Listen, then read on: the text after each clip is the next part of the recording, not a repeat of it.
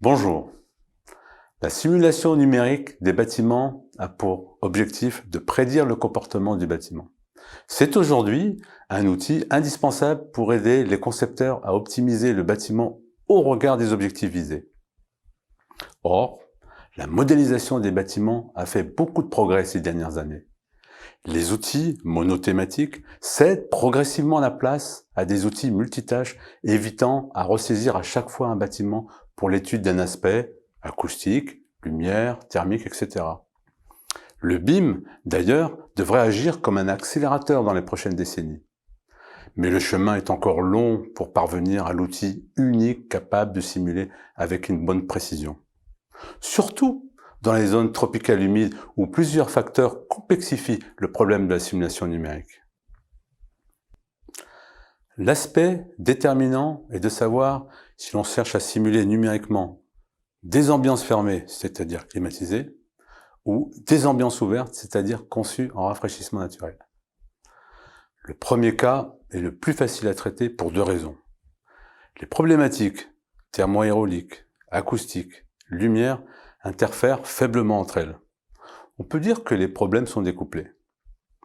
Deuxièmement, le contexte aérolique extérieur, qui est le phénomène le plus compliqué à traiter, a peu d'importance ici.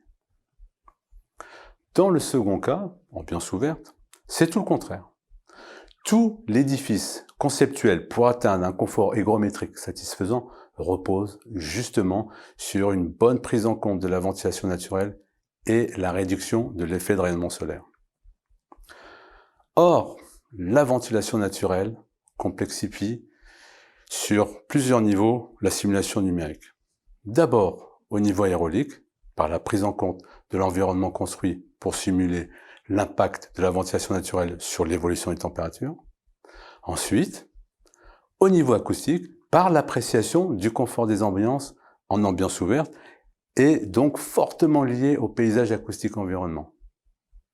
Et enfin, dans la mesure où le confort hygrométrique est fortement dépendant de la vitesse de l'air dans les ambiances, l'évaluation de la vitesse dans les ambiances est une grandeur à prendre en compte.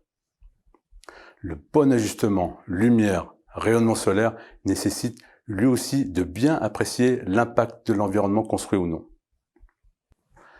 L'appréciation du confort dans les ambiances ouvertes pose encore deux défis à la communauté scientifique.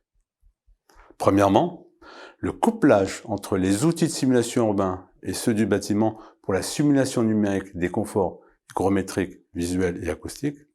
Et deuxièmement, la simulation de la vitesse de l'air qui nécessite la simulation en 3D en chaque point de l'ambiance et donc des puissances de calcul hors de portée des micro-ordinateurs.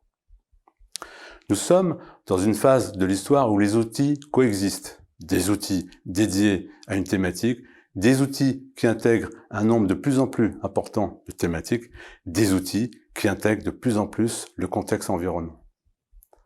Dans ce module, nous allons examiner l'état de l'art des outils disponibles et, à travers quelques outils simplifiés dédiés à une thématique, se familiariser à l'usage de ces outils.